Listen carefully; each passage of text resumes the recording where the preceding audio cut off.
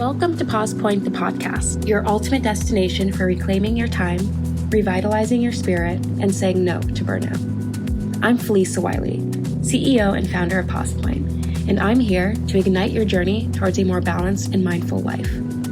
Join us each week as we delve into practical tips, inspiring stories, and expert advice designed to integrate mindfulness into your daily life. We'll explore mental health tips, discover ways to strengthen work-life balance, and find methods to reduce your stress. Whether you're new to mindfulness or seeking to deepen your practice, we're here to spark action. It's time to reclaim our time, take more breaks, and infuse our lives with moments of peace and rejuvenation. Join us starting July 15th for our debut season, where we'll share practical tips, inspiring stories, and expert advice to help you thrive in today's fast-paced world. Let's create a mindful world, one pause at a time.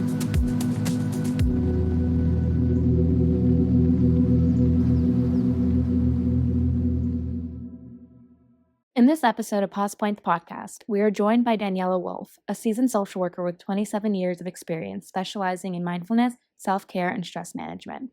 Daniela shares her personal journey through burnout and her strategies for balancing life's demands. As a burnout prevention specialist, she helps professionals create space for self-care in their busy schedules, enhancing both personal well-being and productivity.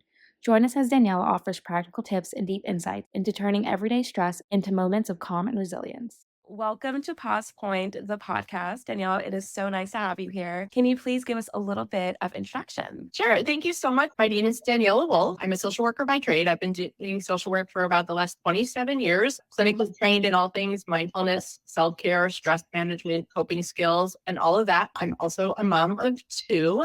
And even though I'm a little bit older now, I definitely went through my own burnout and have tried to do it all, be it all, and that type of thing. My business, beside in addition to social work, is Bestie Life, helping you find the bliss in your busy. And so I'm a burnout prevention specialist and self-care strategist, helping overwhelmed professionals let go of all the things they feel like they need to do, have to do, and the space and energy to create little moments of self-care throughout their day. My experience clinically, as well as my own personal experience of going through a burnout, led me to want to do this, finding that not only taking care of ourselves helps us, but helps everyone else around us, helps our productivity, helps our creativity, helps us to show up in life the way that we always say we want to, but never think we have the time to. You experienced burnout yourself.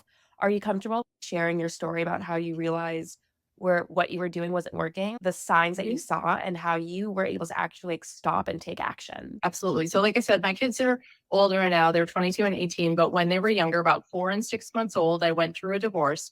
So I was a single working mom with 2 little kids.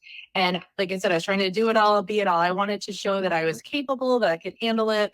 I was working, trying to do everything for my kids. And I was also putting myself in a position where I was heading towards a burnout. I was irritable. I was snapping. I was always on the go. And we had this kind of surprise October storm where power was out for 5 days and I was bailing myself up and I was like, I can't do all this. I was overwhelmed, stressed out. And this wasn't who I wanted my kids to get to know. This wasn't who I wanted them to remember when they were older, that mom was always yelling, mom was always irritable. And so I started to take small moments. At the time, our grocery store had free childcare, which was amazing.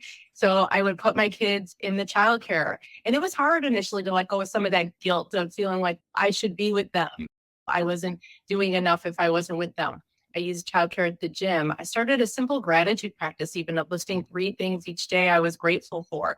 And I found by doing these small little things and adding as I went along, not only was I showing up better, happier, and doing better, but my kids were too. And they were sharing with me who they met, what they did, asking, just our conversations changed. And it changed the whole kind of vibe of how we were living our lives and going through our days. And not only was I happier at work and all those things, but I realized people were coming to me and asking what I was doing, how I was doing these things, or sharing with me, hey, I did this because of something you said.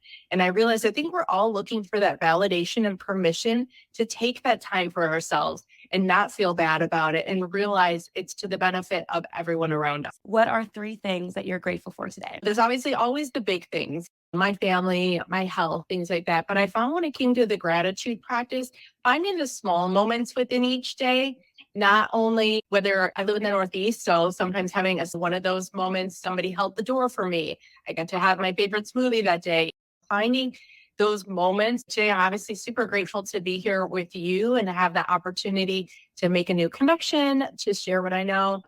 Grateful for the fact that it's a weekend and I got to sleep in an extra hour and a half today, which I know doesn't sound like a lot, but the difference between 5 and 6:30 is huge. And then, yeah, I think just for the promise of what else is going to come today would probably be my things for today. When we practice on focusing and finding what's good in each day, we actually start to rewire our brain. There's like a science behind it. I know people think it's all very woo, but there's a science behind it where we start to rewire our brain and we subconsciously begin to notice more positive things where it becomes easier.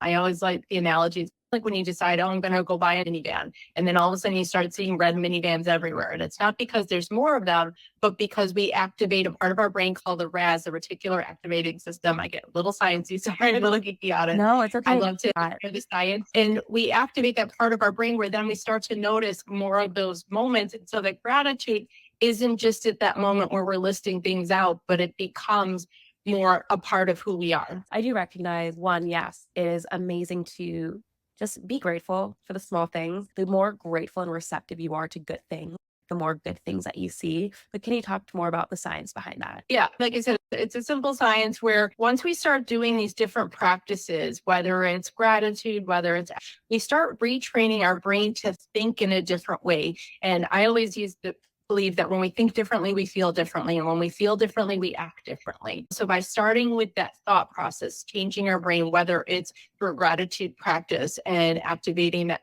rest part of our brain, whether it's an affirmation practice where we start creating new neural pathways when it comes to the way we think and the types of thoughts that we're thinking so that they're more forward focused, they're more positive, they're more gratitude based, whatever type of we're using, and start changing the way we're thinking, it's going to translate into then how we're showing up each day, that energy, whether you're coming into a meeting at work, whether you're showing up with your friends and family, how you show up is going to be different. And then how we act. So if you just went straight to the action, okay, I'm going to put a smile on my face behind it, you're not thinking or feeling differently, it's not going to have the same effects as when you really are showing up with that genuine smile. You're going to act differently. You're going to maybe hold the door for somebody else. You're going to be less reactive in a situation and more able to take a pause, take a break before you say something that maybe you regret. And so it's this whole chain reaction of then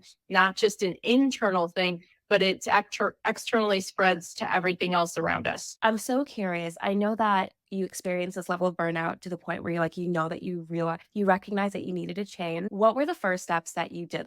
Was there a book that you read? Was there a favorite meditation coach that you started listening to? What resources did you use? Yeah. So I'll be honest, this was almost 18 years ago. So technology was super different back then. The amount of podcasts and being able to listen to stuff and do all those kind of things. Like I said, the gratitude practice, I'd seen an episode of Oprah where she had talked about her own kind of simple gratitude practice, sharing, listing 5 things every day. So that was one part of it. Some of it was from my social work background. I had gotten certified in some mindfulness, always helping other people with their own stress management and coping skills. And I think sometimes we don't always practice what we preach, and really needed to turn inwards when it came to taking that time, taking that space, being able to be comfortable with myself, recognizing even though I'm an introvert, I love being around people, but I also need that time to recharge. Introvert doesn't mean you don't always like to be around people, but it's where you get your energy from, and learning what worked for me. And it's a trial and error. It's not a one size fits all. And so learning different strategies. I used to be a runner before my knees gave out and my back said no way. Finding different outlets so that it wasn't just one thing that I had to do each day, but create a different system. So now, almost 20 years later, I have a really solid morning routine that might look different every day, but the premise of it always involves some movement, some space, time for my coffee. Sometimes my movement might be 10 minutes. Sometimes it might be a half hour, but there's always a piece of it. And then I have a nighttime routine that involves my reading, some lavender lotion before I go to bed, things like that. And again, I might read 3 sentences. I might read 3 pages, but it's the premise that the routine stays consistent. And that's where I start to get a lot of the benefits from it, adding self-care as well. And I really want to reemphasize what you said about having a routine in the morning and a routine at night, something that really just like grounds you. And this could be something different for any person. For instance, my morning routine is I wake up, yoga, meditate. Anyone listening, I strongly urge you, if you don't have a morning routine, start one. Start small, make it like with something that you do within the first 5 minutes of your day. And then after that, increase it to 10 minutes. And then after that, try to do it for 20 minutes. And if you can only do it for 10 minutes, add in a second thing that makes you also happy. But I think it was the first 15 minutes of your day is what grounds you for your entire day, something like Yeah. that. And definitely it can be so simple. I think we make it more complicated than it needs to be, which is why we have a hard time sticking with it. Mhm. Look at what you're already doing. Like you said, so many people, they start their day with a cup of coffee. To just take 1 minute and feel a cup, smell your coffee, savor that first sip. There's so many health benefits mentally, physically, emotionally. You can actually start to recreate those moments then later on to get some of the other benefits. But that's a different conversation, but it's part of a mindfulness practice to savor. It's 30 seconds to 1 minute with that cup of coffee. And you've now started that grounding practice for your day. You've now taken time for you. And just even the dopamine hit that you get from giving yourself a little reward, like, hey, I started a self-care practice. I did 1 minute for me. You actually then get the same benefits as if you did like a 30-minute practice sometime. You can get benefits from super small, simple moments just from getting those rewards and accomplishing something you said you were going to do. I love all of that. Stand by it. 10 support. And I also want to ask you, because you did mention stress management earlier, right? When in social work, and you've been doing that for, you said 26 years, I do believe. 26 years, it's been a long time. What inspired you to go into the field? Because that is a very high stress. Honestly, I wanted to help people. I work with kids, specifically older teens. I've been doing that in my current job for the last 25 years. And definitely, I think wanting to help make a difference, see that you can change the way somebody else is living their day in some small way by something you said, something you did, and making their lives a little bit easier. And when it comes to stress management, again, I think we tap onto that buzzword of we're all so stressed. Oh my gosh, I'm so stressed and so busy, without really recognizing it can really have a lot of damage. It can cause heart disease. It can break families. It can have so many huge, devastating impacts that if we don't address stress and all these other factors as the serious things that they are, stress, burnout, overwhelm. That's not why we go into our careers and our lives is thinking, I'm going to have a meltdown or I'm going to burn out. So let's start living the lifestyles we wanted. And I like that you are instilling this in what are the ages at you? Because you said kids and teens, right? Yeah, so I work with high school kids, but honestly, even instilling, like I said, my kids were super young when I started these practices and they would see this is what I was doing. I was taking some time for myself. Mom will be back.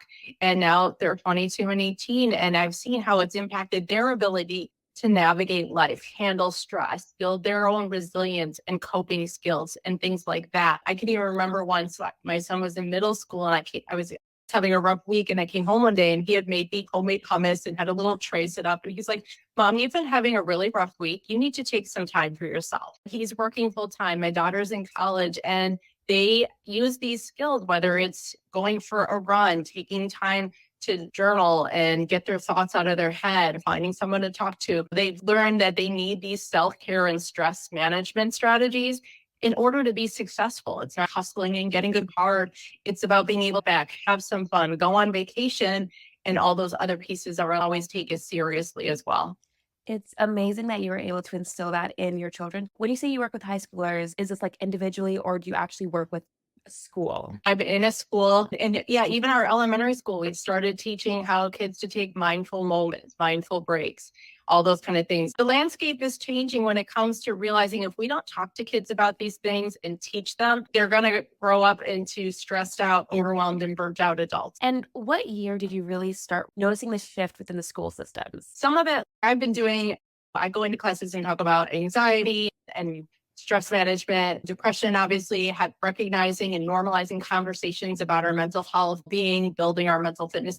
But definitely post COVID, I think, is when it really got embraced as a whole. It wasn't just something, quote, the social workers were doing. It was something that as the school as a whole needed to embrace. And have you noticed any sort of like cultural stigmas around this? Like, potentially like parents who are like, oh, I don't want this being taught? Has there ever been any backlash? Not necessarily backlash. I think we're part of the health curriculum. We come into phys ed, things like that. So I don't think it's seen as a negative thing. I think if anything, parents are recognizing from their own stress and overwhelm that this is something we do need to be talking to their kids about. The number of kids coming in for counseling has definitely increased astronomically. Their resilience skills have changed. I think technology in general has had an impact on a lot of those things. People's ability to communicate and connect. Back up a little bit. Like when I talk about self-care as part of what I work with clients on and teach companies about, it's not just spa days and massages, but it's everything from how you eat, how you sleep, how you connect with others, how you move, how you think about money, how you dress, how you decorate and organize your home. There's all these factors that go into our daily wellness and being and how we show up and what recharges in us.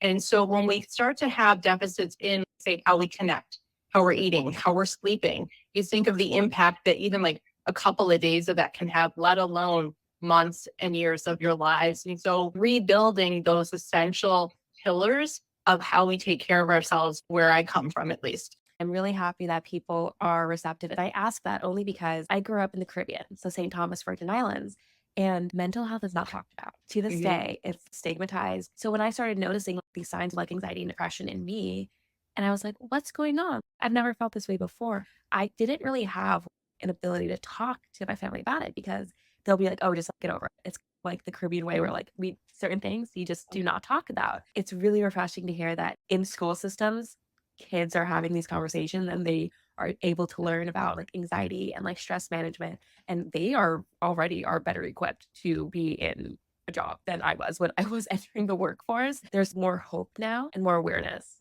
because of these conversations happening at an earlier age. Yeah, no, I can totally relate to that as well. My family is from Sicily. Both my parents grew up there. And so absolutely culturally, there are things that they didn't talk about. Definitely mental health was one of that negative stigma. Yeah, I think back to even when I was a kid, cancer wasn't even talked about. It was whispered. And now you look at there's big parades, everyone wears pink, everyone does all these things. And again, I think with mental health, if we bring it out and talk about it and normalize it, I think we all have minds. So we all have mental health. And there's definitely a difference between mental health and diagnosed mental conditions.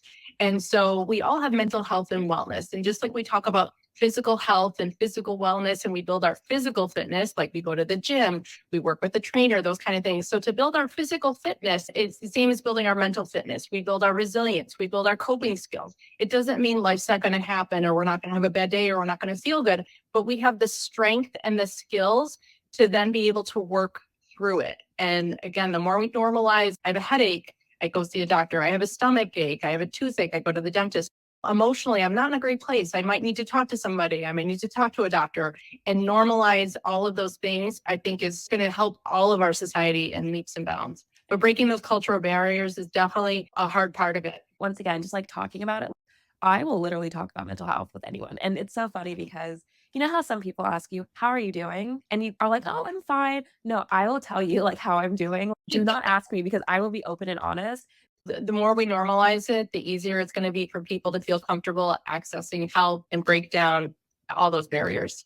Absolutely. Now, another question. What are some of the biggest misconceptions that you have when it comes to like anxiety, burnout, or just like stress in general? I think definitely people assume that there must be something wrong with you. Anxiety, if you have stress, if you burn out, those kind of things. And I think it's not necessarily that there's something wrong with you. I think it's more of a bigger systems where we're not listening to what we need and we're ignoring it. If we heard a car and noise in our car, that light comes on, that check engine. If we just driving and then wondered why our car stopped moving and broke down, we wouldn't be as surprised, but we do the same things with ourselves.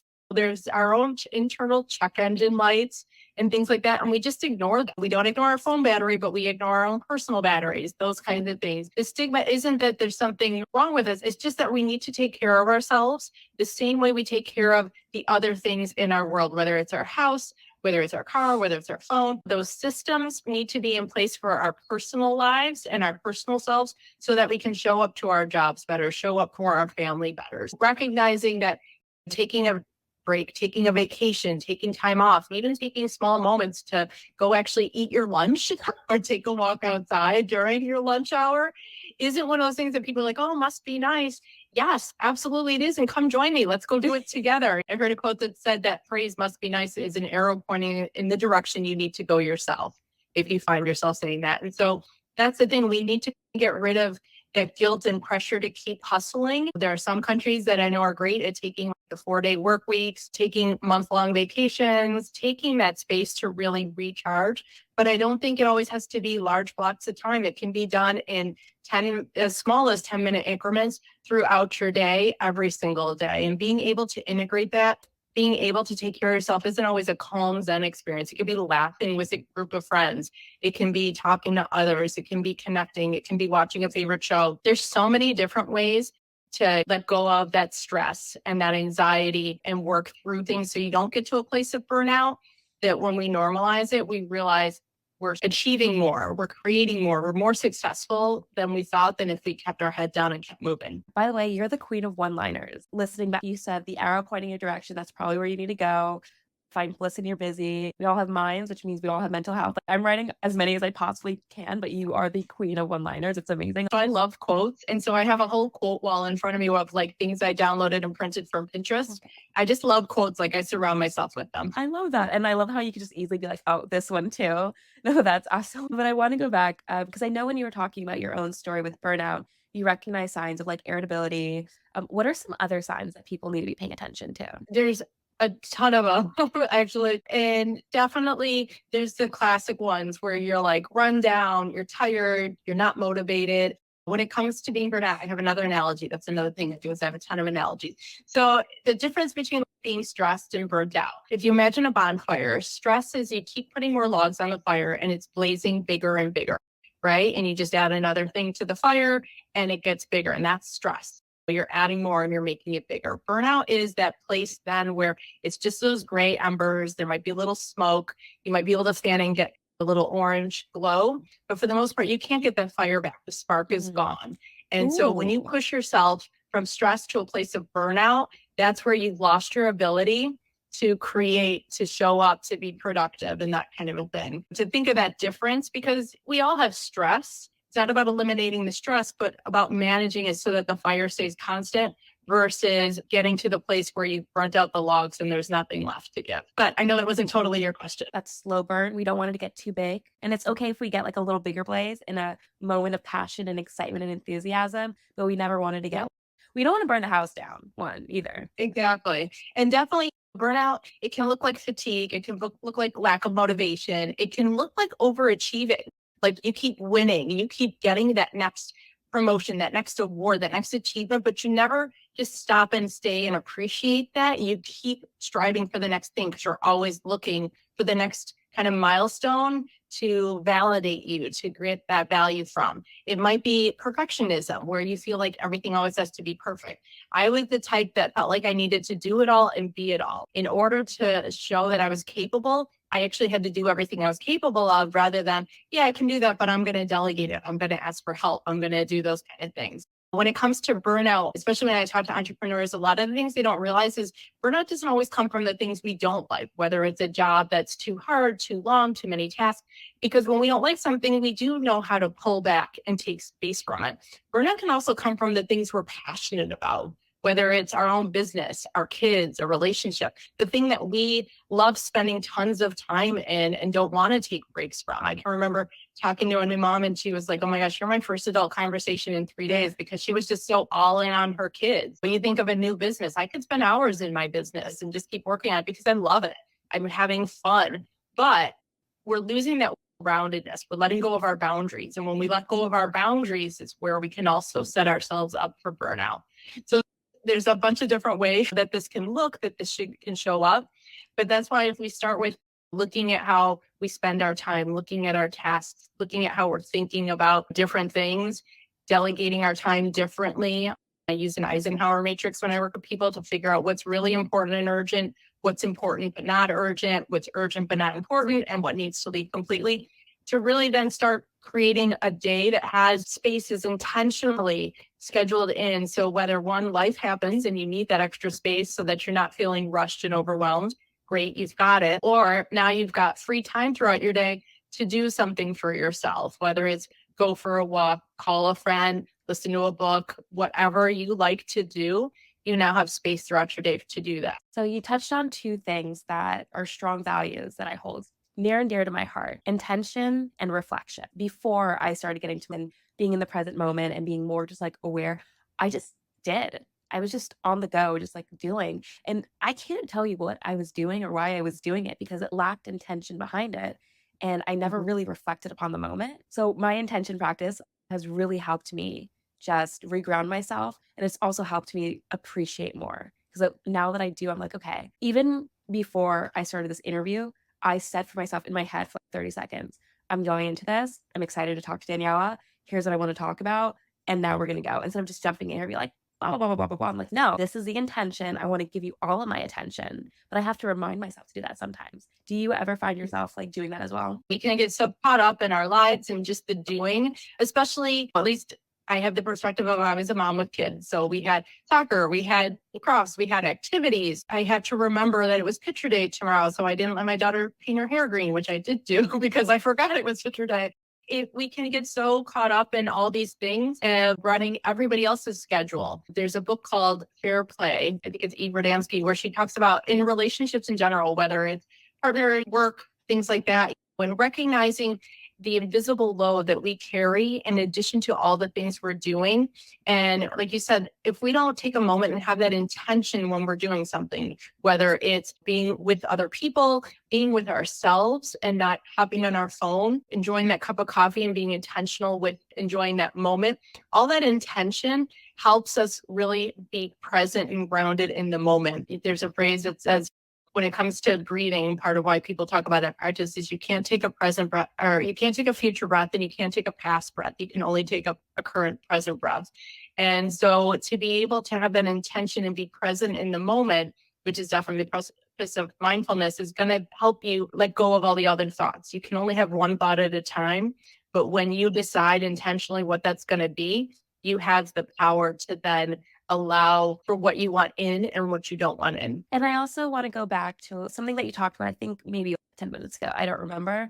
But you mentioned phone, and then I remembered communication. From your experience working with high schoolers now with all the technology that we have, has phones impaired our ability to communicate with others? And is it also going to hinder the ability for us to be present in the future? Yes and yes. And granted, I have a phone. I love my technology, but I can also see even on myself, and I know the pitfalls. There's a book called Irresistible that talked about how they bring in psychologists to intentionally design all of these apps and programs and games to be addictive so that we are on our phones, that we are on our technology.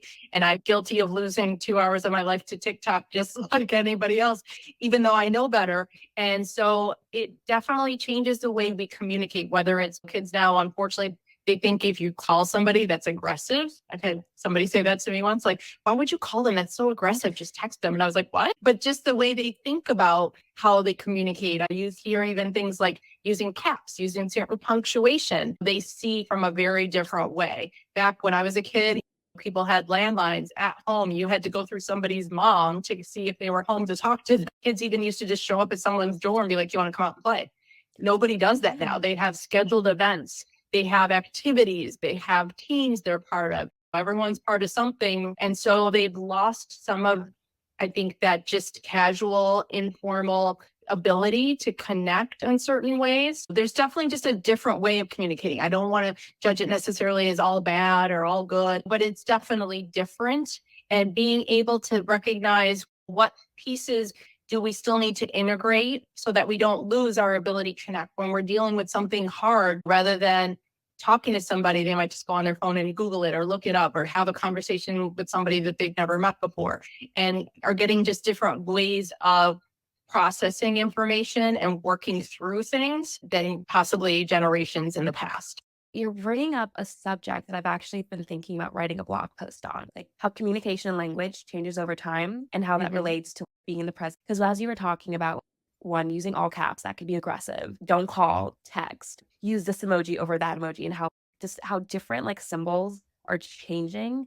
and how you also mentioned that you didn't want to label it as bad because it could potentially I just think it's different, a different generation using different means, and us all trying to figure out like what actually does this mean. But I'm super curious if there's a way to reclaim that old, the golden days. Cause I was also part of that generation where we would go to someone's house and that's okay. And like calling, you've probably seen this on TikTok where they have a door, they have one child of a different generation or another, and they're like, okay, show me the symbol for calling someone, does like this and the other does like that. I'm so curious if we can not just like, get back to this, but like, change the narrative and like instill in younger generations like, no, it's actually okay to pick up the phone. It doesn't actually mean that. Or if we do need to just like, continue on this new way of, oh, this is just different. We need to continue shifting the definition of is this aggressive, is this not? And I don't know if that makes sense. No, it absolutely does. And in general, they've done studies, they've done brain scans and shown that with technology versus without technology, our brain itself looks different. And they say, I think it takes about 3 weeks without technology to revert back to our original brain a little bit. And so to take a break, they've shown it can let go of some of that anxiety because we're not worrying about what other people are thinking, doing, hearing from us, all those kind of things. Because that's the thing, technology has opened the window of how available we are. When I was a kid, if something bad happened at school, I went home at 3 o'clock and I didn't have to deal with it again until the next day when I got to school. And other people, if they wanted to talk about it or share it, had to pick up the phone, get through somebody else's mom to talk to somebody to share that gossip and that information. Like the chain of how information spread was so different versus now it's a text away, it's a screenshot away, and it's going to keep going 24/7. And so what 10, even 15 years ago, I look at my job, what would have maybe been over and done with within 24 hours now can spread over weeks because the narrative keeps continuing. The conversation keeps happening, as well as what would have stayed within a 3-mile radius now has gone out to so many different neighborhoods and towns and things like that. Which is absolutely crazy to think about. I like what you were saying about, you mentioned availability and anxiety. We're always on. When it comes to, we don't take the breaks that we need in our lives anymore.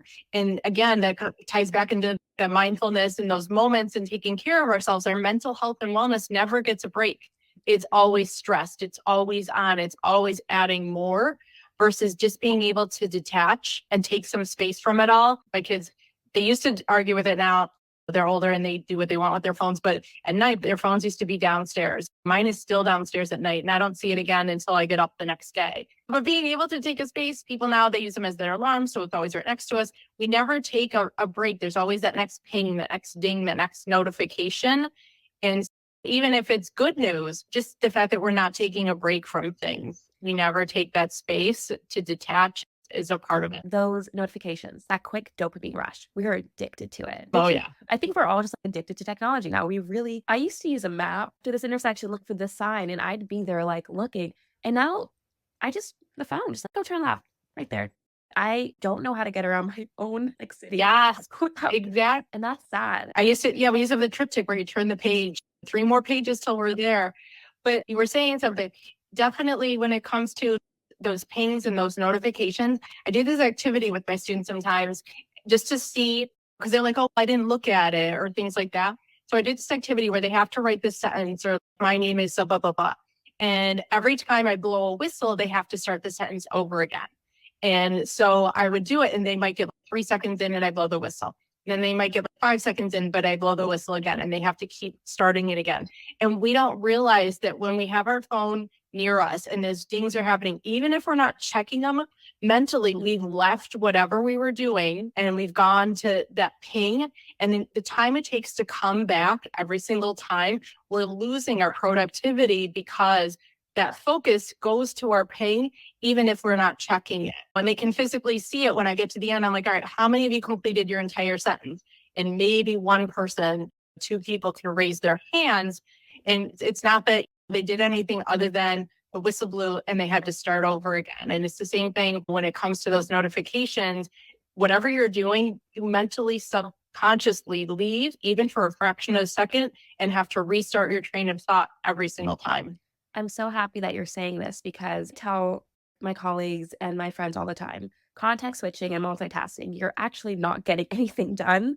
You would actually work faster if you just stayed on one thing without any distractions. But then I hear the argument all the time, no, I'm really good at context switching. I can do it. I'm like, okay, sure. Try this activity with them and then see how much they're actually getting done. I will. What are 5 things that listeners can take from this conversation that you want them to take from this conversation? Definitely that taking care of yourself is not a luxury. It's not something nice to have. It is a need to have. It is essential as brushing your teeth and eating and showering on a regular basis. It'd be like eating on Sunday and thinking you're not going to be hungry by Tuesday. If you did self-care on Saturday and think you're good for the week, you're setting yourself up for the same failure and disappointment. Make sure to take time for yourself every single day. Give yourself the grace to we don't have to be perfect. Life's going to happen. Doing these practices does not have to be perfect. If you say you want to set a goal for something and then you fall off, start it again. It's okay. Give yourself the grace and space to do that. It's all going to come after me as soon as we are done recording all the 5 things I wanted to share. Taking self-care is a priority, and recognizing there's so many different ways you can implement it throughout your day in as little as even 10 minutes. I have a free resource on my website called Reclaim Your Time in 10-minute blocks that'll give you over 20 ways that you can take care of yourself in 10 minutes or less, as well as if you have kids, what to do to keep them occupied or include them so that you can start these small little practices throughout your day. I have a podcast if you want to hear more about this topic. It's called Bestie Life with Daniela. And definitely I love to share all things mindfulness, self-care, burnout prevention, and how to prioritize yourself every single day. But I think also recognize your kids, especially if you're a parent. I know not everybody is, but they're going to do what you do, not what you say. And so to recognize you are helping not only yourself, but you are helping everyone around you, your colleagues, to invite them on that 10-minute walk during your lunch break. You're all going to have more conversations, more connections, which is where so many of those great parts of our work come into play, our collaborations from having those relationships. And so there's just so many benefits from taking some moments for yourself or with others in order to prioritize what you need. We're human after all. We're a community. We need to help ourselves and we can also help others. Daniela, thank you so much for your time. I really enjoyed this conversation.